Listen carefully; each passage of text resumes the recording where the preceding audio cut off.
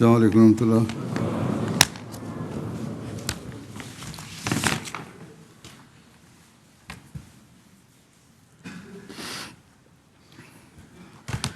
أشهد أن لا إله إلا الله وحده لا شريك له وأشهد أن محمدا عبده ورسوله أما بعد فأعوذ بالله من الشيطان الرجيم بسم الله الرحمن الرحيم الحمد لله رب العالمين الرحمن الرحيم مالك يوم الدين إياك نعبد وإياك نستعين اهدنا الصراط المستقيم صراط الذين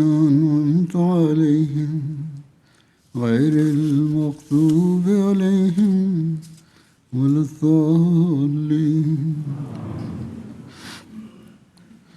لن ينال الله لحومها ولا دماؤها ولكن يناله التقوى منكم كذلك سخرها لكم لتكبروا الله على ما هداكم وبشر المحسنين.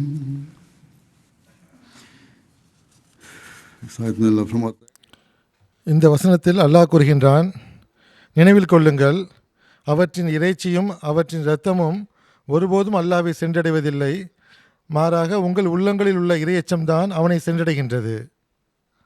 அல்லாஹ்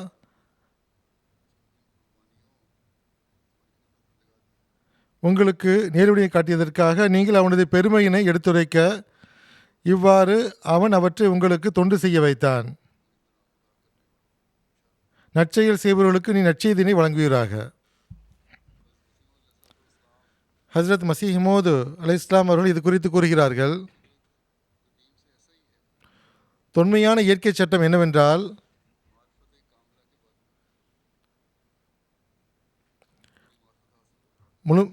முழுமையான இறைவனை பற்றிய முழுமையான அறிவு கிடைத்தால்தான் இறையச்சம் கிடைக்கின்றது.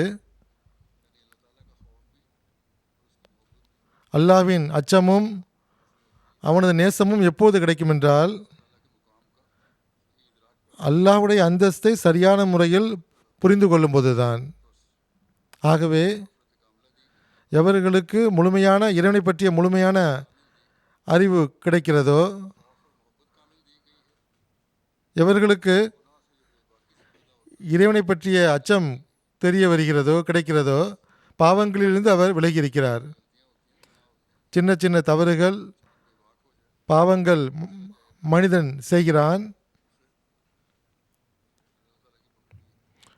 பிறகு அல்லாஹ்வுடைய பிடியும் இறங்குகிறது.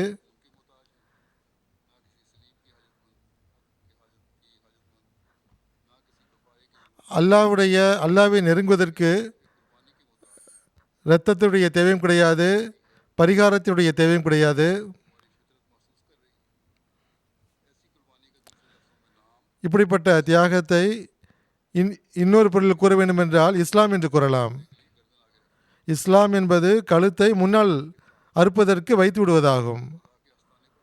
முழுமையான கீழ்ப்படிதலுடன் இறைவனுக்கு முன்னால் நீங்கள் சிரமணிந்து விட வேண்டும்.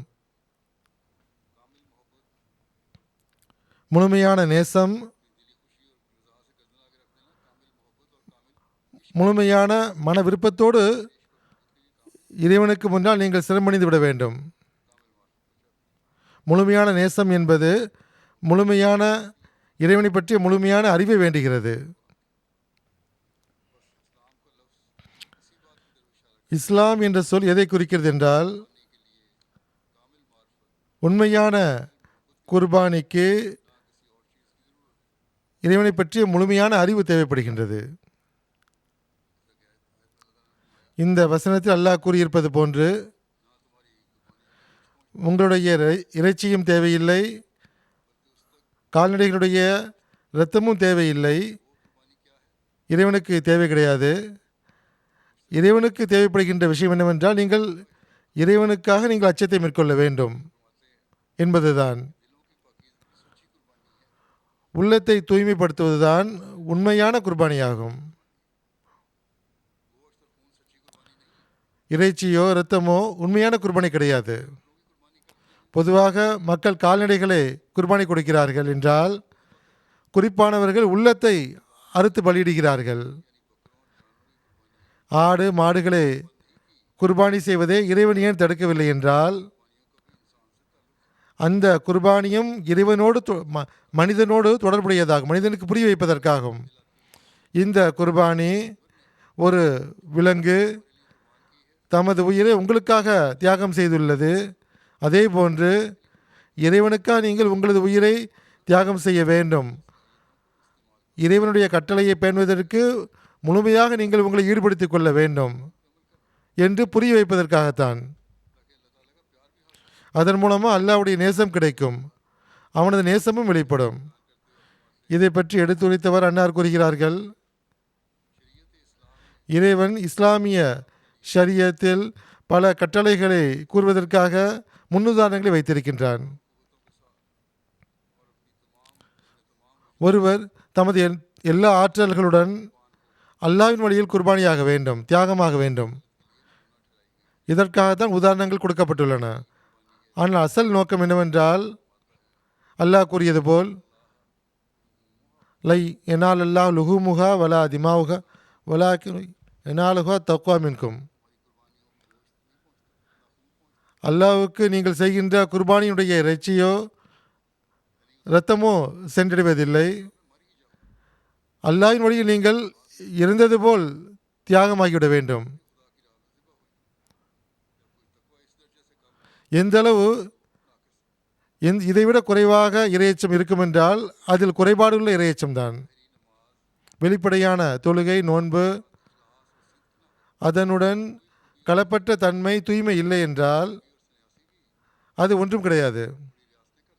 துறவிகள் கூட, சன்னியாசிகள் கூட பெரும் பெரும் முயற்சிகளை செய்கிறார்கள், கஷ்டங்களை மேற்கொள்கிறார்கள்.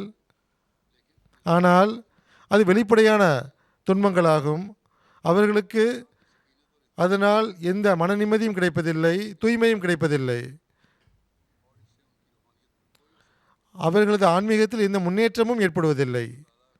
அல்லாஹ்வுக்கு நீங்கள் செய்கின்ற குர்பானி உடைய இறைச்சியோ இரத்தமோ சென்றடைவதில்லை.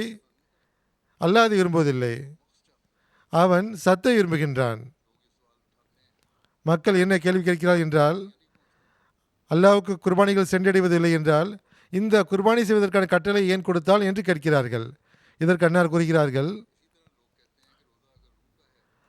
நோன்பு என்பது உள்ளத்துடன் தொடர்புடையது என்றால் வெளிப்படையாக ஏன் நோன்பு நோக்க வேண்டும்? தொழுகை உள்ளத்துடன் தொடர்புடையது என்றால் வெளிப்படையாக நாம் ஏன் தொழ வேண்டும் என்று அன்னார் கூறுகிறார்கள். அதற்கான பதில் என்னவென்றால், எவர்கள் உடலால் தொண்டு செய்வதை விட்டுவிடுகிறார்களோ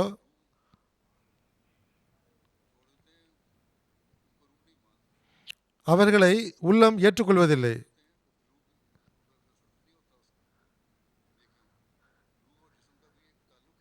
ஆன்மாவுக்கும் உடலுக்கும் தொடர்புள்ளது. ஆகவே வெளிப்படையான முறையில் இபாதத் செய்ய வேண்டியது அவசியமாகும். வெளிப்படையான இறைவணக்கத்தில்தான் தொழுகை, நோன்பு போன்றவை உள்ளது. அது ஆன்மாவின் தாக்கத்தை ஏற்படுத்துகின்றது. பெருநாளில் கால்நடைகள் குர்பானி கொடுக்கப்படுகின்றன.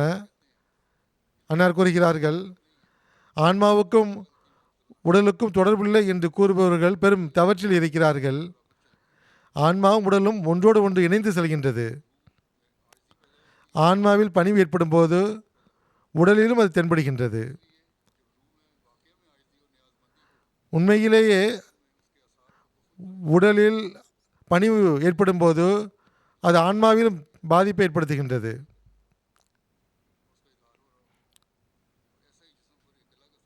அதேபோன்று ஆன்மாவில் பணிவு ஏற்படும் போது உடலும் அதை ஏற்றுக்கொள்கிறது.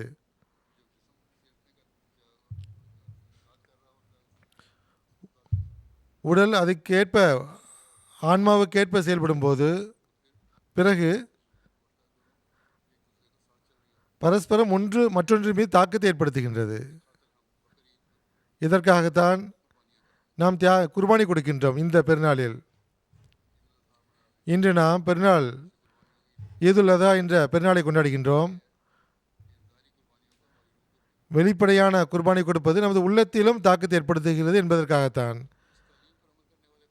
உண்மையிலேயே அல்லாஹ் நமக்கு பெருமானா ஸல்லல்லாஹு அலைஹி வஸல்லம் அவர்கள் மூலமாக வழங்கிய போதனையின்படி நாம் செயல்பட வேண்டும் என்பதுதான் நமது நோக்கமாகும். இந்த காலத்தில் பெருமானா ஸல்லல்லாஹு அலைஹி வஸல்லம் உண்மை ஊழியரை எல்லாம் அனுப்பி வைத்திருக்கின்றான். அவர் மூலமாக புதிதாக மார்க்கத்தை புதுப்பிக்கிறான். அதற்கு இறையச்சம் தேவையாகும்.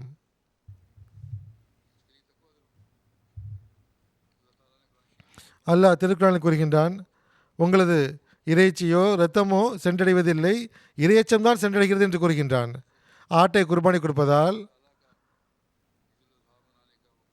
அல்லாஹ் கூறியபடி ஈதுல் அதஹா என்ற பெருநாளை கொண்டாடிவிட்டோம் என்பது கிடையாது. அதனால் நோக்கம் நிறைவேற விடாது.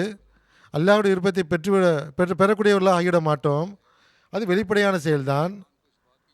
அது மனிதனை எந்த விஷயத்தில் நினைவுபடுத்துகிறது என்றால், நீங்களும் குர்பானி செய்து உங்களை சீர்திருத்த வேண்டும், இறைச்சத்தின்படி நடக்க வேண்டும், உங்களது உள்ளத்தை தூய்மைப்படுத்த வேண்டும். மேலும் அல்லாஹ் கொடுத்த கட்டளையின்படி நீங்கள் செயல்பட வேண்டும். இதன் மூலமாகத்தான் மனிதன் உண்மையான நம்பிக்கை கொண்டவராக மாற முடியும். இந்த பெருநாளுடைய நோக்கத்தை அடைய முடியும். நல்ல உடைகளை நாம் அணிகிறோம். பெருநாளில் சிலர் ஆடுகளை வாங்குகிறார்கள், பெரிய விலங்குகளை வாங்கி குர்பானி கொடுக்கிறார்கள். ஆனால் அது இறையச்சம் இல்லை என்றால் அவர்களது நிலை எப்படிப்பட்டது என்றால், ஹஸரத் மஸீஹ் மவ்ஊத் அலைஹிஸ்ஸலாம் கூறுகிறார்கள், ஒரு துறவி அவர் தம் கையை உயர்த்தி கொண்டு பல மணி நேரம் அவரது கையை கூட காய வைத்துக் கொள்கிறார். அதனால் அவரது கஷ்டங்களை மேற்கொள்கிறார். அதனால் அவரது ஆன்மீகத்தில் எந்த ஒரு தாக்கமும் ஏற்பட போவது கிடையாது.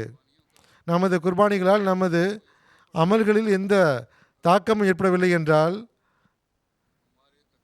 நமது இறையச்சத்தில் தரம் முன்னேறுவதில் தாக்கம் ஏற்படவில்லை என்றால், இஸ்லாத்தின் போதனைப்படி முழுமையாக செயல்படுவதில் அதன் மீது தாக்கம் ஏற்படவில்லை என்றால் பிறகு எந்த பயனும் கிடையாது. அதற்காக நாம் நம்மை சீர்தூக்கி பார்க்க வேண்டும். ஹஸரத் மஸீஹ் மவ்ஊத் அலைஹிஸ்ஸலாம் அவர்களை நாம் ஏற்றுக்கொண்டிருக்கிறோம் என்றால் அன்னார் இந்த நோக்கத்திற்காகத்தான் வந்தார்கள். உலகம் இஸ்லாத்தின் உண்மையான போதனையை விட்டு விலகி கொண்டிருக்கிறது. இஸ்லாத்தின் உண்மையான போதனையின் அருகில் உலகத்தை கொண்டு வர வேண்டும். உண்மையான முஸ்லிம்களாக மக்களை மாற்ற வேண்டும். இறையச்சத்தை அவர்களுக்கு உருவாக்க வேண்டும். இன்று இந்த பெருநாள் நம்ம எதை நினைவூட்டக்கூடியதாக இருக்க வேண்டும் என்றால் நம்மிடத்தில் இறையச்சம் ஏற்பட வேண்டும். ஹஸரத் மஸீஹ் மவ்ஊத் அலைஹிஸ்ஸலாம் கூறுகிறார்கள், என்னுடன் நீங்கள் தொடர்பு உள்ளவர்களாக இருக்கிறீர்கள் என்றால் எனது ஜமாத்தை ஒரு முன்மாதிரியாக ஆக்க இறைவன் விரும்புகின்றான். முன்மாதிரியாக ஆகவில்லை என்றால், படைப்பினங்களுக்குரிய உரிமைகளை கொடுக்கவில்லை என்றால், இறைவனுக்குரிய உரிமைகளை கொடுக்கவில்லை என்றால், இபாதத்தின் பக்கம் குறிப்பான கவனம் ஏற்படவில்லை என்றால், உண்மையின் தரம் உயரவில்லை என்றால், உங்களது மற்ற நல்லொழுக்கங்களுடைய தரம் உயரவில்லை என்றால் பிறகு இதற்கு எந்த பயனும் கிடையாது. ஏனென்றால் இறையச்சத்தை விட்டு விலகி இருக்கிற விஷயங்களாகும். அன்னார் மீண்டும் மீண்டும் இதை பற்றி கூறியிருக்கிறார்கள். உண்மையான அஹ்மதி என்பவர் குர்பானியுடைய அசல் நோக்கம் எப்பொழுது நிறைவேறும் என்றால் உங்களிடத்தில் இறையச்சம் தோன்றும் போதுதான். அன்னார் கூறுகிறார்கள், அல்லாஹ் இறையச்சம் கொண்டவரை நேசிக்கின்றான். ஆகவே இறைவனுடைய கண்ணியத்தை நினைவுபடுத்தியவாறு நீங்கள் அச்சப்பட்டுக் கொள்ளுங்கள், அல்லாஹ்விடம் அஞ்சுங்கள். அது நேசத்தின் காரணமாக அந்த அச்சம் இருக்க வேண்டும். அல்லாஹ்வின் பக்கம் கவனம் இருக்க வேண்டும். இல்லை என்றால் உலக வேலைகளில் மூழ்கியிருந்து அல்லாஹ்வுடைய இபாதத்தை அவனது நோக்கத்தை மறந்து விட்டீர்கள் என்றால், தொழுகையை பற்றிய நினைவில்லை என்றால், நமது தொழுகையில் விடுபட்டு விட்டதென்றால் அல்லாஹ்வுடைய அச்சம் இருக்க வேண்டும், உள்ளத்தில் இறைச்சம் இருக்க வேண்டும், அவன நேசம் இருக்கும் என்றால் தொழுகை கண்டிப்பாக விடுபடாது. அப்பொழுது மனிதன் குர்பானியை பார்த்து தமது தொழுகையில் பாதுகாக்கின்றான், தமது உலக வேலைகளை பின்னால் விட்டு விடுகின்றான். அடியார்களுடைய உரிமைகளை பற்றி கூறியிருக்கிறார்கள். அப்பொழுதுதான் நீங்கள் எனது ஜமாத்தினுடைய உறுப்பினராக இருப்பதற்கான உரிமையை செலுத்தக்கூடியவர்கள் ஆவீர்கள் என்று கூறியிருக்கிறார்கள். எந்த அளவுக்கு என்றால், எனது ஜமாத்து மக்கள் அனைத்து துன்பங்களையும் விட்டு அவர்கள் மேற்கொள்ள வேண்டிய துன்பம் கவலை என்னவென்றால் அவரிடத்தில் இரையச்சம் உள்ளதா இல்லையா என்பதை பார்க்க வேண்டும். இந்த கவலை இல்லை என்றால், உலகத்தை பற்றிய கவலை உள்ளது என்றால், பிறகு இரையச்சத்தில் குறை உள்ளது என்று தான் அர்த்தம். இரையச்சம் என்பது என்னவென்றால், தொழுகைகளை குறித்த நேரத்தில் நிறைவேற்றுவது, தொழுகையை தொழும்போது கவனம் இங்கும் அங்கும் செல்கிறது என்றால், குறிப்பாக அல்லாஹ்விடம் துவா செய்து தொழுகையில் கவனம் பிறப்பதற்காக நீங்கள் முயற்சி மேற்கொள்ள வேண்டும். தொழுகையில் துவா செய்யும்போது உதாரணமாக சூரா ஃபாத்தியாவுடைய துவா உள்ளது, அதில் சிந்திக்க வேண்டும், அதிலிருந்து பயன்பெற வேண்டும். அப்பொழுதுதான் இறையச்சத்தினுடைய தரமும் உயரும். நான் முன்பும் கூறியிருப்பது போன்று இறையச்சம் என்பது அல்லாஹ்வுடைய உரிமையும் செலுத்துவது, அடியார்களுடைய உரிமையும் செலுத்துவதாகும். அடியார்களுடைய உரிமை தொடர்பாக ஹசரத் மஸீஹ் மவ்ஊத் அலைஹிஸ்ஸலாம் கூறுகிறார்கள், நீங்கள் இறையச்சத்தை மேற்கொள்ளுங்கள். இறையச்சத்துடைய விளக்கம் என்னவென்றால், பரஸ்பரம் ஒருவர் மற்றவருடன் நல்ல விதமாக பழக வேண்டும், ஆணவம் இருக்கக்கூடாது, ஒருவரை ஏளனமாக பார்க்கக்கூடாது, ஒருவரை எரிச்சல் பட்டு பழகக்கூடாது, ஒருவரை சண்டையிடக்கூடாது, உங்களது வாழ்வை எளிமையில் கழிக்க வேண்டும். அல்லாஹ்வுடைய கூற்றிலிருந்து இறையச்சம் கொண்டவர் என்பவர் அவர் எளிமையாக நடப்பார்கள், பணிவோடு நடப்பார்கள், ஆணவம் கொள்ள மாட்டார்கள். அவர்களது பேச்சு சிறியவர் பெரியவரிடம் பேசுவதை போன்று இருக்கும். ஒரு சிறியவர் ஒரு வயது குறைந்தவர் பெரியவரை சந்திக்கும் போது மரியாதையோடு பேசுவார். அன்னார் கூறினார்கள், எல்லா நிலையிலும் நாம் எப்படிப்பட்ட விஷயத்தை பேச வேண்டும் என்றால் அதில் வெற்றி இருக்க வேண்டும். அல்லாஹ்வுடைய விருப்பத்தை பெறக்கூடியதாக அமைய வேண்டும். அன்னார் கூறினார்கள், அல்லாஹ் யாருடைய உரிமையும் யாருடைய கடனையும் வைத்திருப்பது கிடையாது, அல்லாஹ் கொடுத்து விடுகின்றான். அல்லாஹ் இறையச்சத்தை விரும்புகின்றான். எவர் இறையச்சத்தை மேற்கொள்வாரோ அவர் உயர்ந்த இடத்தை அடைவார், அல்லாஹ்வுடைய நெருக்கத்தை பெறுவார். நான் முன்பும் கூறியது போன்று இறையச்சம் என்பது அல்லாஹ்வுடைய கட்டளைகளின்படி செயல்படுவதாகும். அன்னார் கூறினார்கள், அனைத்து நபிமார்களும் இறையச்சம் உள்ளதா இல்லையா என்பதை பார்க்கத்தான் வருகிறார்கள். பெருமானார் ஸல்லல்லாஹு அலைஹி வஸல்லம் அவர்களும் மற்ற நபிமார்களும் தம்மை பின்பற்றக்கூடியவர்களும் இதைத்தான் உருவாக்கினார்கள். இதைத்தான் ஹஸரத் மஸீஹ் மவ்ஊத் அலைஹிஸ்ஸலாம் அவர்கள் கூறும்போது, நான் இதை எனது ஜமாத்தில் உருவாக்க விரும்புகிறேன் என்று கூறினார்கள். சிலர் என்ன நினைக்கிறார்கள் என்றால், நம்முடைய மூதாதையர்கள் நல்லவர்களாக இருந்தார்கள், அந்த நன்மைகளுடைய பலன் நமக்கும் கிடைக்கும் என்று நினைக்கிறார்கள். ஹஸரத் மஸீஹ் மவ்ஊத் அலைஹிஸ்ஸலாம் கூறுகிறார்கள், யாருக்கும் அவ்வாறு கிடைப்பதில்லை, ஒவ்வொருவரும் பிடிக்கப்படுவார். ஒருவர் அல்லாஹ்வுடைய நெருக்கத்தை பெற்றதாக எந்த அளவு வாதிக்கிறாரோ அந்த அளவு அல்லாஹ் அவரிடம் கேள்வியும் கேட்பான். ஆகவே நாம் உறுதிமொழி எடுத்துக்கொண்ட போது மஸீஹ் மவ்ஊத் அலைஹிஸ்ஸலாம் ஏற்றுக்கொண்டதாக இந்த காலத்தில் பெருமானார் ஸல்லல்லாஹு அலைஹி வஸல்லம் முன்னறிவிப்பை அறிந்து கொண்டோம் என்று, மேலும் அன்னார்தான் மஸீஹ் மவ்ஊத் ஆவார்கள் என்பதையும், இந்த உலகத்தை சீர்திருத்தத்துக்காக வந்திருக்கார்கள் என்பதை நாம் புரிந்து கொண்டோம் என்றால், நாம் நம்மிடையே சீர்திருத்தத்தை ஏற்படுத்த வேண்டும். இதற்காக உலகத்தை நாம் விட்டுவிட்டு மார்க்கத்திற்கு முன்னுரிமை கொடுக்கக்கூடியவர்களாக ஆக வேண்டும், இபாதத்தினுடைய தரத்தை உயர்த்தக்கூடியவர்களாக ஆக வேண்டும், அதே போன்று நல்லொழுக்கத்தை உயர்த்தக்கூடியவர்களாக இருக்க வேண்டும். ஹஸரத் மஸீஹ் மவ்ஊத் அலைஹிஸ்ஸலாம் கூறுகிறார்கள், நீங்கள் எப்பொழுதும் நிரந்தர வெற்றியை விரும்புகிறீர்கள் என்றால், அல்லாஹ் உங்களிடம் திருப்திப்பட வேண்டும் என்றால், உங்களுக்கு முன்னேற்றத்தையும் கொடுக்க வேண்டும் என்றால், உங்களுக்கு வெற்றியும் கிடைக்க வேண்டும் என்றால், பிறகு திருக்குரானை ஓதுங்கள், அதன்படி செயல்படுங்கள், அதன் கட்டளையின்படி செயல்பட முயற்சி செய்யுங்கள். இவ்வாறு வெற்றிகள் சாதாரணமாக கிடைத்து விடாது. ஒரு ஆட்டை குர்பானி செய்வதால் உங்களுக்கு வெற்றி கிடைத்து விடாது. இந்த விஷயத்தை பெறுவதற்கு அந்த வழிகாட்டலின்படி செயல்பட வேண்டும். பிறகு உண்மையான அகப்பார்வை, அல்லாஹ்வின் பக்கம் கவனம் செலுத்தாமல் கிடைப்பதில்லை. உண்மையான அறிவை பெற வேண்டும் என்றால் அல்லாஹ்வின் பக்கம் நீங்கள் திரும்ப வேண்டும். இதற்காக அல்லாஹ்வுடைய கட்டளையின்படி அமல் செய்ய வேண்டும். ஏற்கனவே கூறியது போன்று அல்லாஹ்வுடைய படைப்பினங்கள் மற்ற படைப்புகளை பற்றி சிந்திக்க வேண்டும். பிறகு நல்ல முடிவுக்காக துவாம் செய்ய வேண்டும். உங்களது தாக்கம் மற்றவர்கள் மீது ஏற்பட வேண்டும் என்று விரும்புகிறீர்கள் என்றால், நீங்கள் தப்லீகுடைய தாக்கம் தப்லீகுடைய வேலைகள் விரிவாக ஆக வேண்டும் என்று விரும்புகிறீர்கள் என்றால், நீங்கள் நல்ல முன்மாதிரியை காட்ட வேண்டும். பேசக்கூடியவர்கள் ஆயிரக்கணக்கான மக்கள் இருக்கிறார்கள், லட்சக்கணக்கான மக்கள் குர்பானி கொடுக்கிறார்கள். அல்லாஹ் அவர்களுக்கு உயர்ந்த இடத்தை வழங்கிவிட்டானா? சில அறிவிப்புகளில் பார்க்கும்போது லட்சக்கணக்கானுடைய மக்களுடைய ஹஜ் ஏற்றுக்கொள்ளப்படவில்லை, ஒரே ஒருவருடைய ஹஜ் மட்டும் ஏற்றுக்கொள்ளப்பட்டுள்ளது என்று வருகிறது. அல்லாஹ் என்ன விரும்புகிறான் என்றால், உள்ளங்களில் தூய்மை ஏற்பட வேண்டும் என்று. உள்ளங்களில் தூய்மை இல்லை என்றால் பிறகு இந்த வாழ்வு, இந்த குர்பானிகள், பெருநாள் கொண்டாடுவது எந்த பயனும் கிடையாது. ஆகவே உண்மையான விஷயம் தக்வாவாகும்.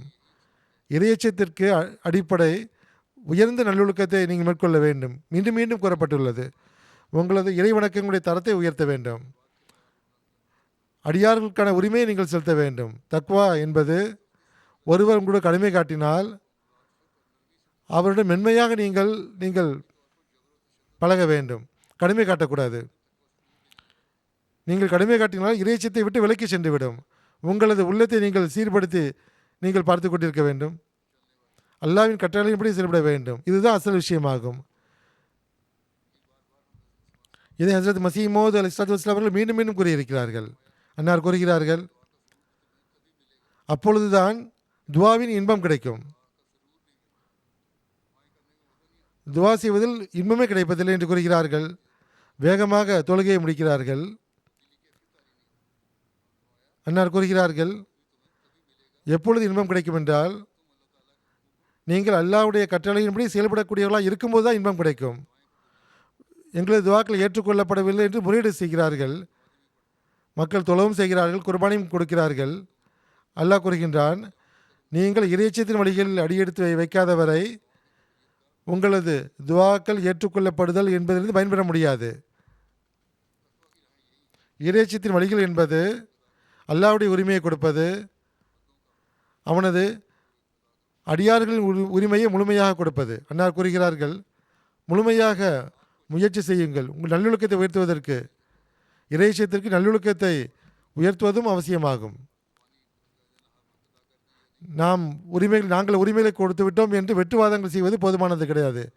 நல்ல ஒழுக்கத்தை ஒரு மனிதன் மற்றவருடன் பழகும்போது அவனது நல்லொழுக்கம் வெளிப்படுகின்றது.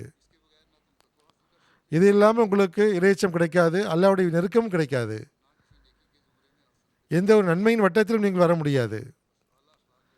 உயரிய நல்லொழுக்கத்தை மேற்கொள்வதும் அவசியமாகும். நல்லொழுக்கம் ஏற்பட்டுவிட்டால் உங்களுக்குள் ஒரு மகத்துவமுள்ள நேசம் ஏற்பட்டுவிடும்.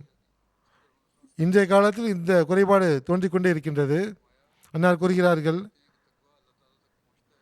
இறையச்சம் அல்லாஹ் வரை சென்றடைகிறது. பிறகு இந்த வசனத்தில் இறைச்சியோ இரத்தமோ சென்றடைவதில்லை. உங்களது அக்கம்பக்கத்தாருடன் நீங்கள் பழகின்ற விதத்தையும் நீங்கள் சீர்படுத்திக் கொள்ளுங்கள். எவர் தமது அக்கம்பக்கத்தாருடன் பழகும்போது முன்பு நான் வேறொன்றாக இருந்தேன், இப்பொழுது வேறொன்றாக இருக்கிறேன் என்று அந்த வித்தியாசத்தை காட்டும்போது அதன் மூலம் இறையச்சத்தின் தரமும் உயர்கிறது, பயத்துடைய உரிமையும் கொடுக்கிறார், நல்ல ஒரு விளைவை ஏற்படுத்துகின்றார், அக்கம்பக்கத்தார் மீது நல்ல விளைவு ஏற்படுத்துகின்றார். உங்களது கோபத்தை நீங்கள் விளங்கிக் கொள்ளுங்கள், மக்களுடன் நல்ல முறையில் பழகுங்கள். சண்டைகளை முடிவுக்கு கொண்டு வருவதற்கு ஒரு சிறிய அளவு நீங்கள் நஷ்டத்தை நீங்கள் மேற்கொள்ள வேண்டியது வந்தால் நஷ்டத்தை ஏற்றுக்கொள்ளுங்கள். சின்ன சிறு நீங்கள் நீதிமன்றத்திற்கு சில மக்கள் பிடிவாதத்திற்கு அப்பீல் செய்து கொண்டே செல்கிறார்கள். இறைச்சத்தின் வழியில் நீங்கள் என்ன செய்கிறீர்கள் என்று பாருங்கள். அன்னார் கூறுகிறார்கள், நீங்கள் என்னுடன் தொடர்பு கொண்டுள்ளதாக வாதிக்கிறீர்கள் என்றால் ஒரு பெரும் மாற்றத்தை நீங்கள் வெளிப்படுத்த வேண்டும். அது உலகிற்கு தென்பட வேண்டும். உங்களது இபாதத்தின் தரம் மாறிவிட்டது என்று, உங்களது நல்லொழுக்கத்தின் தரம் உயர்ந்து விட்டது என்று இது நடந்தால் பிறகு உண்மையான அகமதியாக நீங்கள் ஆகுவீர்கள். அப்பொழுதுதான் உண்மையான குர்பானியுடைய உரிமையை செலுத்தக்கூடிய மக்களை சேர்ந்தவர்களாக மாறுவீர்கள். இதேபோல் அன்னார் கூறினார்கள், இறையச்சம் என்பது எல்லா விதமான வெளிப்படையான மறைமுகமான சிலைகளை ஒழிப்பதாகும். உள்ளத்திலும் ஒருவருடைய பெருமையை பற்றியோ ஒருவரிடமிருந்து பயன் கிடைக்கும் என்றோ சிந்தனை வரக்கூடாது. அல்லாஹ் தான் நமக்கு நல்லதை செய்ய முடியும் என்று உள்ளத்தில் சிந்தனை இருக்க வேண்டும். மார்க்க கல்வியை கற்றுக்கொள்ளுங்கள், இதுவும் இறையச்சமாகும். மார்க்க கல்வியை கற்றுக்கொள்வதும் இறையச்சமாகும். அல்லாஹ்வுடைய அச்சத்தை பொறுத்தவரை கடமையான தொழுகைகள் மீது கவனம் செலுத்த வேண்டும். அதே போன்று நஃபில்கள் தஹஜ்ஜுதின் பக்கம் கவனம் செலுத்த வேண்டும். இது மனிதனுடைய ஆன்மீக நிலையை சிறந்ததாக்கிவிடும். மனிதனது ஆன்மீக நிலை சிறந்ததாகிவிடும் என்றால் அதுதான் குர்பானியுடைய நோக்கமாகும். மக்கள் பேசுகிறார்கள், வெற்றி கிடைக்கவில்லை என்று கூறுகிறார்கள். நீங்கள் வெற்றியை விரும்புகிறீர்கள் என்றால் பிறகு இறைச்சம் கொண்டவராக மாறிவிடுங்கள். இறைச்சம் கொண்டவராக ஆகாதவரை உங்களுக்கு வெற்றி கிடைக்காது. விரைவாக நாம் வெற்றியை வேண்டுகிறோம் என்றால் இறைச்சம் கொண்டவராக ஆக வேண்டியது அவசியமாகும். நமது தொழுகைகளை நாம் பாதுகாக்க வேண்டும். நமது நல்லொழுக்கங்களை நாம் பாதுகாக்க வேண்டும். உள்ளத்தில் அல்லாஹ்வுடைய அச்சத்தை மேற்கொள்ள வேண்டும். குறிப்பாக ஜமாத் மக்கள் மீது அநீதி இழைக்கப்படுகின்ற அந்த ஜமாத்துகள் அல்லாஹ்வின் பக்கம் அதிகமாக குனிய வேண்டும். பாகிஸ்தானிலும் சரி மற்ற நாடுகளிலும் சரி அன்னார் கூறுகிறார்கள், ஒரு விஷயத்தை நினைவில் கொள்ளுங்கள், இறையச்சம் என்பது நமது நல்லொழுக்கத்திலும் செயல்களிலும் நாம் முன்னேற வேண்டும். இறைவனது அருளும் உதவியும் கிடைக்க வேண்டும் என்று. பிறகு இறைவனது அன்பும் உதவியும் கிடைக்கும். வெற்றிகளை விரும்புகிறீர்கள் என்றால் பிறகு இதையும் செய்ய வேண்டும். இது இல்லாமல் நடக்காது. நீங்கள் ஆட்டை குர்பானி செய்வதால் தொழுவதால் கிடைக்காது. பிறகு இறைவனுடைய உதவி கிடைக்கும்போது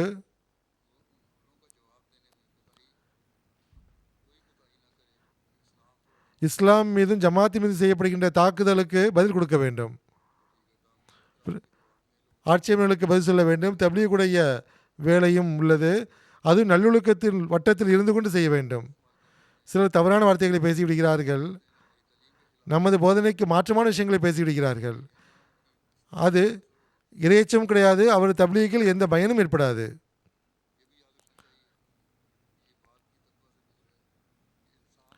மனிதன் தனிப்பட்ட சுயநலத்தின் காரணமாக ஆணவத்தின் காரணமாக பேசக்கூடாது. மாறாக அல்லாஹ்வுடைய கம்பீரம் வெளிப்பட வேண்டும் என்று பேச வேண்டும். அல்லாஹ் கூறுகிறான், இறைச்சம் தான் என்னை சென்றடைகிறது என்று கூறுகின்றான். அல்லாஹ்வுடைய உதவி இறைச்சம் கொண்ட ஜமாத்துக்கு தான் கிடைக்கும். இறைச்சம் கொண்டவர் இல்லை என்றால் அல்லாஹ்வுடைய உதவி கிடைக்க முடியாது. ஆகவே ஜமாத்து முன்னேறுவதில்லை என்று கூறுவதற்கு முன்பு உங்களது நிலையை பாருங்கள். உங்களுக்குள் எந்த அளவு இறைச்சம் உள்ளது என்று பாருங்கள். நீங்கள் எந்த அளவு அல்லாஹ்வுடைய உரிமையை கொடுக்கிறீர்கள் என்று பாருங்கள். எந்த அளவு அடியார்களுடைய உரிமையை கொடுக்கிறீர்கள் என்று பாருங்கள். இந்த உரிமையை நீங்கள் கொடுக்கிறீர்கள் என்றால் பிறகு சரி, அல்லாஹ் உங்களது துவாக்களையும் ஏற்றுக்கொள்வான். உங்களுக்கு வெற்றிகளையும் கொடுப்பான். அன்னார் கூறுகிறார்கள், எனக்கு அல்லாஹ்வின் சார்பாக பலமுறை இந்த இல்ஹாம் இருக்கின்றது. நீங்கள் இறைச்சி கொண்டவராக மாறிவிடுங்கள்.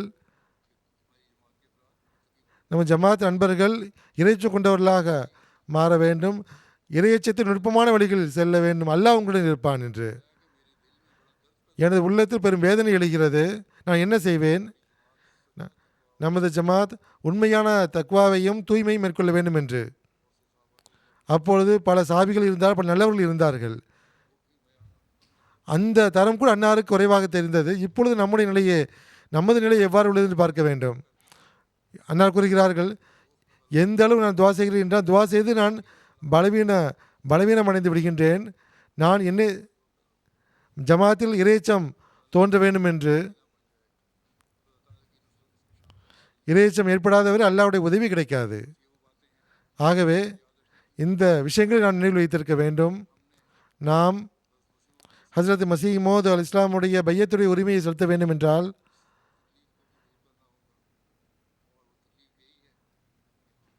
நாம் உண்மையில் அல்லாஹ்வுடைய அச்சம், அவனது நேசம் ஆகியவற்றை உள்ளத்தில் ஏற்படுத்த வேண்டும். அதில் குறைவு உள்ளது என்றால் அது துன்பமாக கருத வேண்டும். அதற்காக முயற்சிக்க வேண்டும். தலைவலி உள்ளது, நோன்பு மருந்து சாப்பிடுகிறார்கள்.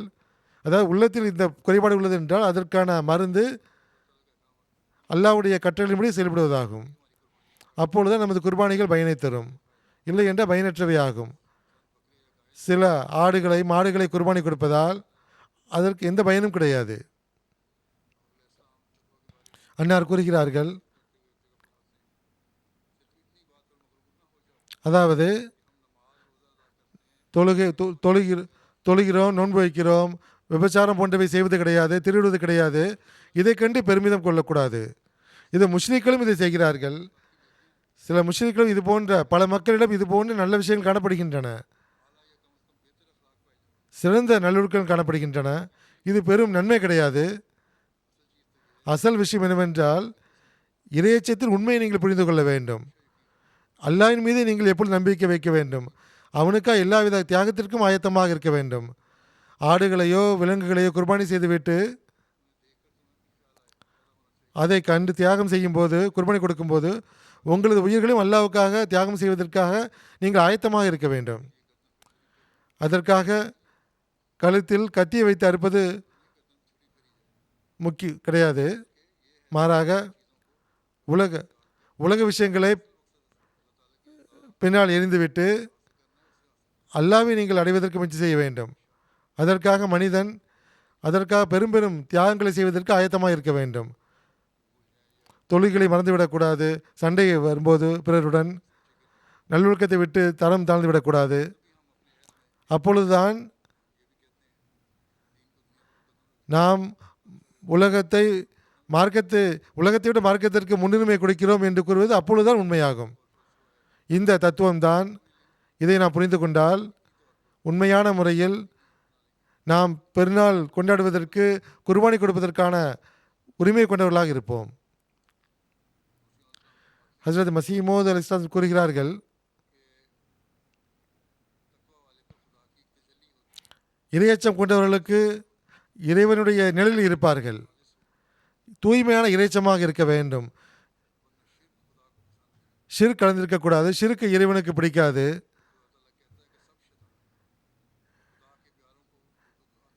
இறைவனுடைய நல்லடியார்களுக்கு துன்பம் வரும்போது அல்லாஹ்வுடைய விருப்பத்திற்கு ஏற்பதான் வருகிறது. முழு உலகமும் ஒன்றுபட்டால் கூட அவர்களுக்கு எந்த துன்பத்தையும் கொடுக்க முடியாது. ஏனென்றால் அல்லாஹ் உலகில் ஒரு முன்மாதிரியை நிலைநாட்டுவதற்கு அவ்வாறு செய்கின்றான். அல்லாஹ் சோதிக்க விரும்புகின்றான். உங்களிடத்தில் தியாகத்தினுடைய உணர்வு உள்ளதா இல்லையா என்று. இதுதான் இறையச்சமாகும். அன்னார் கூறுகிறார்கள், இதற்காக இறைவழியில் துன்பங்களை சகித்து கொண்டு முன்மாதிரியை நிலைநாட்டுவது அவசியமாகும். இல்லை என்றால் இறைவன் தனது அன்பர்களை குறித்து கூறும்போது, எனது நண்பனுடைய இறை நேசர்களுடைய உயிரை எடுப்பதை விட எனக்கு துன்பம் தரக்கூடிய விஷயம் ஒன்றும் கிடையாது என்று அல்லாஹ் கூறுகின்றான். அல்லாஹ்வுடைய விருப்பத்திற்காக எல்லா தியாகத்திற்கும் ஆயத்தமாகி விடுகிறார்கள்.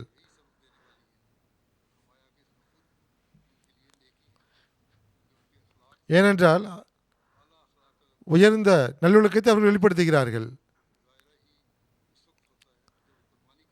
அவர்கள் தியாகத்தை செய்யும்போது தான் உயர்ந்த நல்லொழுக்கம் வெளிப்படுகின்றது. பெருமானார் ஸல்லல்லாஹு முன்மாதிரி என்னால் கொடுக்கிறார்கள். உஹது போரில் பெருமானார் ஸல்லல்லாஹு அலைஹி வஸல்லம் அவர்கள் தனியாக நின்று விட்டார்கள். அதில் உள்ள ரகசியம் என்னவென்றால் பெருமானார் ஸல்லல்லாஹு அலைஹி வஸல்லம் வீரம் வெளிப்பட வேண்டும் என்பதே ஆகும். பெருமானார் ஸல்லல்லாஹு அலைஹி வஸல்லம் 10,000 பேருக்கு முன்னால் நின்றார்கள், தனியாக நின்றார்கள். நான் அல்லாஹ்வுடைய நபியாவேன், தூதராவேன். இது போன்ற முன்னுதாரணத்தை காட்டக்கூடிய வாய்ப்பு எந்த நபிக்கும் கிடைக்கவில்லை. எனது ஜமாத், நாங்கள் தொழுகிறோம், நோன்பு வைக்கிறோம், நாங்கள் விபச்சாரம் செய்வது கிடையாது, திருடுவது கிடையாது என்று நீங்கள் பெருமைப்படக்கூடாது. மற்றவர்களிடத்திலும் கூட முஷ்ரிக்களும் இது போன்ற நன்மைகளிடம் காணப்படுகின்றது. அவர்களும் குற்றங்களில் ஈடுபடுவது கிடையாது. இறையச்சம் ஏற்பட வேண்டும். இறைவனது மகத்துவம் உள்ளத்தில் குடிகொள்ள வேண்டும். எவரிடத்தில் பகட்டு உள்ளதோ அவரது செயலை அல்லாஹ் திருப்பி அனுப்பி வைத்து விடுகின்றான். பகட்டு இருக்குமென்றால் அது இறையச்சம் கிடையாது. அதை அல்லாஹ் ஏற்றுக்கொள்வதில்லை. இறையச்சம் கொண்டவராக இருப்பது கஷ்டமாகும். ஒருவர் மீது ஏதேனும் சின்ன ஒரு களங்கம் ஏற்பட்டுவிட்டால், ஒருவர் உங்களது மீது ஆட்சேபனை செய்தால், அதை கண்டு நீங்கள் கோபமடைந்தால் இறையச்சத்தை விட்டு நீங்கள் விலகி இருப்பதாகும். நீங்கள் கோபப்பட்டு விவாதங்களில் ஈடுபடுவது, சண்டையிடுவது, இது அனைத்தும் இறையச்சத்தை விலக்கிச் செல்கின்ற விஷயமாகும். இறையச்சம் கொண்டவருடைய அமல் இவ்வாறு இருப்பதில்லை. அவர் முழுக்க முழுக்க அல்லாஹ்வுக்காக எல்லா துன்பங்களையும் சகித்துக் கொள்கிறார். அவர் துணிவை வெளிப்படுத்துகிறார். அவரது பரந்த மனப்பான்மை காணப்படுகின்றது. மனிதன் உண்மையான முறையில் மக்கள் என்ன நினைக்கிறார்கள் என்றால், பல கனவுகள் வந்துவிட்டது, இல்ஹாம் வந்துவிட்டது, இறைச்சம் கொண்டவராக மாறிவிட்டோம் என்று நினைக்கிறார்கள். நீங்கள் இல்ஹாம் மற்றும் உண்மையான கனவுகளுக்கு பின்னால் நீங்கள் செல்லாதீர்கள். இறையச்சத்தை பெறுவதற்கு முயற்சி செய்யுங்கள். இத்தனை கனவுகள் வந்திருக்கின்றது, இப்படிப்பட்ட கனவுகள் வந்திருக்கின்றது என்று நினைக்காதீர்கள். இறையச்சம் கொண்டவருடைய இறையச்சம் இருக்குமென்றால் அது உண்மையானவை. இறையச்சம் இல்லை என்றால் அது இந்த நம்பகத்தன்மையும் கிடையாது. அது ஷைத்தானின் பங்கு இருக்கும். இறையச்சம் இல்லை என்றால் ஷைத்தானுடைய கனவுகளும் வரும். ஒருவருக்கு கனவுகள் வருவதால் அவர் பெரும் இறைச்சம் கொண்டவர் என்று நினைப்பது தரம் கிடையாது, அளவுகோல் கிடையாது. அசல் அளவுகோல் இறைச்சமாகும். அது அவருடைய வெளிப்படையான செயல்களில் வெளிப்படுகின்றது. அவர் அல்லாஹ்வுடைய உரிமைகள், அடியார்களின் உரிமைகள் செலுத்துகிறார். அவருடைய செயல்களை கொண்டு அது பார்க்கப்படுகின்றது. இந்த சில விஷயங்கள் நான் எப்பொழுதும் நம் நினைவில் வைத்திருக்க வேண்டும். இதுதான் நமக்கு படிப்பினையாகும். இதுதான் குர்பானி நமக்கு கற்றுக் கொடுக்கிறது. இதன் பக்கம் கவனம் செலுத்தவில்லை என்றால் இந்த மாடுகளை குர்பானி கொடுப்பது எந்த பயனையும் தராது. நான் முன்பும் உதாரணத்தை குறிப்பது போன்று லட்சக்கணக்கானுடைய ஹாஜிகளுடைய ஹஜ் ஏற்றுக்கொள்ளப்படவில்லை. ஆனால் ஒரு ஹஜ் செய்யவில்லை, அவரிடத்தில் இறையச்சம் இருந்தது, நன்மை இருந்தது, அவருடைய ஹஜ் ஏற்றுக்கொள்ளப்பட்டு விட்டது. ஆகவே குர்பானி செய்வது மட்டும் அல்லாஹ் நம்மிடம் திருப்தி கொள்வான் என்பதற்கான சான்று கிடையாது. நம்மிடத்தில் அந்த ஆன்மாவும் ஏற்பட வேண்டும். நாம் நமது உயிரை, செல்வத்தை, நாம் நேரத்தை தியாகம் செய்வதற்கு எல்லா நேரமும் ஆயத்தமாக இருக்க வேண்டும். நாம் உலகத்தை விட மார்க்கத்திற்கு முன்னுரிமை கொடுக்கக்கூடியவர்களாக இருக்க வேண்டும். உண்மையில் மார்க்கத்திற்காக எல்லாவித தியாகத்திற்காக நாம் ஆயத்தமாக இருக்க வேண்டும். அல்லாஹ்வுடைய விருப்பத்தை பெறுவதற்கு எப்பொழுதும் முயற்சிக்க வேண்டும். நாம் இபாதத்துகளுடைய தரங்களையும் உயர்த்த வேண்டும். நல்லொழுக்கத்தின் தரத்தையும் உயர்த்த வேண்டும். மற்றவர்களுடன் உள்ள தொடர்புகளுடைய தரத்தை உயர்த்த வேண்டும். எதிரிகளையும் கூட நல்லொழுக்கத்தின் மூலமாக நம்ம ஈர்க்கக்கூடியவர்களாக ஆக்க வேண்டும். தப்லீக் காலத்தில் இதுதான் நமக்கு வழிகாட்டல் உள்ளது. சரியான முறையில், நல்ல முறையில் நீங்கள் நல்லொழுக்கத்தை வெளிப்படுத்தினால், எதிரிகளும் நல்ல முறையில் பழகினால், அவர்களும் உங்கள் பக்கம் ஈர்த்து வருவார்கள். இதன் பக்கம் நாம் கவனம் செலுத்த வேண்டும். அதே போன்று நாம் குர்பானி செய்துவிட்டு மகிழ்ச்சி அடைந்து விடக்கூடாது. அல்லாஹ் உண்மையான முறையில் பெருநாள் கொண்டாடக்கூடிய நல்வாய்ப்பை வழங்குவானாக. குர்பானியுடைய முக்கியத்துவத்தை புரிந்து கொள்ளக்கூடிய உயர்ந்த நல்லொழுக்கத்தை நேர்பெறக்கூடிய வாய்ப்பை வழங்குவானாக. இபாதத்தினுடைய தரத்தை உயர்த்தக்கூடிய நல்வாய்ப்பை வழங்குவானாக. எல்லா விதத்திலும் ஹஸ்ரத் மசீமோது அலைஹிஸ்ஸலாத்து வஸ்ஸலாம் இஸ்லாத்தினுடைய போதனையின் ஒளியில் நம்ம எவ்வாறு பார்க்க விரும்புகிறார்களோ அதுபோன்று இறைச்சத்தின்படி நடக்கக்கூடிய நல்வாய்ப்பை எல்லாம் வழங்குவானாக. துவாவும் செய்வோம். நாம் இப்பொழுது துவாவில் முதலில் பாகிஸ்தானில் உள்ள அஹ்மதிகளுக்காக துவா செய்யுங்கள். அவர்கள் கொடுமையான சட்டத்தின் பண்ணாக உயிரையும் செல்வத்தையும் குர்பானி செய்கிறார்கள். அவர்கள் மீது கட்டுப்பாடுகள் விதிக்கப்பட்டுள்ளன. வெளிப்படையாக குர்பானி கொடுக்க முடியவில்லை, பெருநாள் தொழ முடியவில்லை, விலங்குகளையும் ஆடுகளையும் குர்பானி கொடுக்க முடியல. வீட்டிலும் வீட்டுக்குள்ளும் அவர்கள் தொழ முடியவில்லை, கட்டுப்பாடு உள்ளது. எவர்களுக்கு குர்பானி கொடுக்கக்கூடிய வாய்ப்பு உள்ளது அவர்களும் கொடுக்க முடியவில்லை, வீட்டுக்குள்ளும் கொடுக்க முடியல குர்பானி. இதுவும் அவர்களுக்கு அவர்கள் மிகப்பெரிய குற்றமாக பார்க்கப்படுகிறது. அதற்காக அவர்கள் பிடிக்கப்படுகிறார்கள், கைது செய்யப்படுகிறார்கள். மிகப்பெரிய குற்றம் செய்தவர்களை போன்று கைது செய்யப்படுகிறார்கள். எவர் உண்மையான குற்றவாளியோ குழப்பம் ஏற்படுத்துகிறாரோ அவரை பிடிக்கக்கூடிய யாரும் கிடையாது. அவர் தம் மன விருப்பப்படி சுற்றித் திரிகிறார். அல்லாஹ் பாகிஸ்தானி அகமதியுடைய நிலைகளை மேம்படுத்துவதற்காக துவா செய்யுங்கள். ரட்சிப்பை வழங்குவானாக. அவர்களது தியாகங்களை எல்லாம் ஏற்றுக்கொள்வானாக. அதே போன்று இறைவனுக்காக சிறையில் இருக்கின்ற அகமதிகளுக்காக துவா செய்யுங்கள். அவர்களும் பெரும் தியாகங்களை செய்கிறார்கள். ஷஹீதுகளின் பிள்ளைகளுக்காக சந்ததிகளுக்காக துவா செய்யுங்கள். அவர்கள் தமது மூதாதையருடைய தாய் தந்தையுடைய குர்பானிகளை அவர்கள் நிலைநாட்டுவார்களாக. முழு உலகத்தில் உள்ள அகமதிகளுக்காக துவா செய்யுங்கள். நமது இறைச்சியத்தின் தரத்தை எல்லாம் உயர்த்தி கொண்டே செல்வானாக. அனைவருக்கும் நான் பெருநாள் வாழ்த்துக்களை தெரிவித்துக் கொள்கிறேன். பெருநாளின் போது சிலருக்கு கஷ்டமான சூழ்நிலையும் உள்ளது. அல்லாவுக்காக நாம் இந்த பெருநாளை கொண்டாடுகின்றோம். இந்த தியாகத்தை நாம் சந்தோஷத்தோடு ஏற்றுக்கொள்ள வேண்டும். அப்பொழுது நமது தியாகத்தையும் ஏற்றுக்கொள்வான். பாகிஸ்தானிலும் பெருநாள் உள்ளது. பல இடங்களில் வீடுகளில் மறைந்து கொண்டு அகமதிகள் பெருநாள் தொழுகிறார்கள். அல்லாஹ் இந்த அநீதியை நீக்குவானாக. உண்மையான முறையில் குர்பானி கொடுக்கக்கூடிய நல்வாய்ப்பு வழங்குவானாக.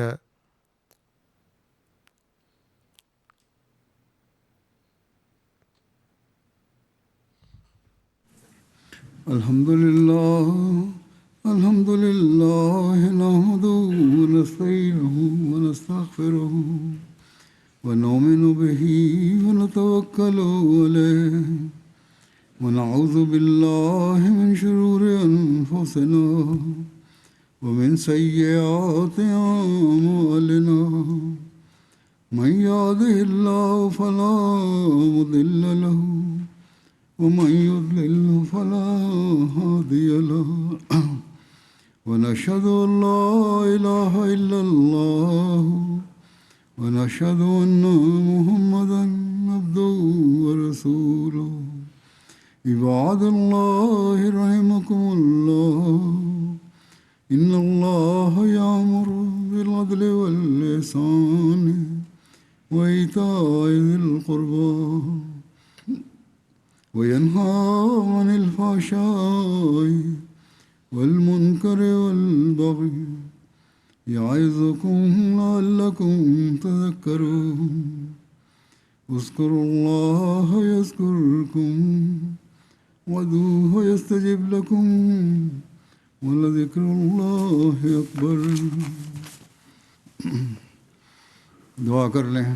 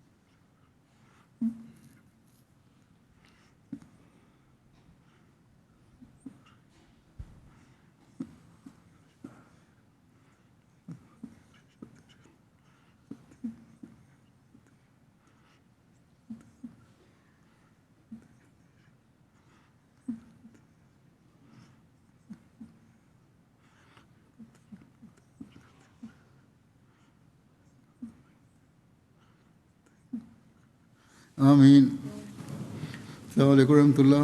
वालेकुम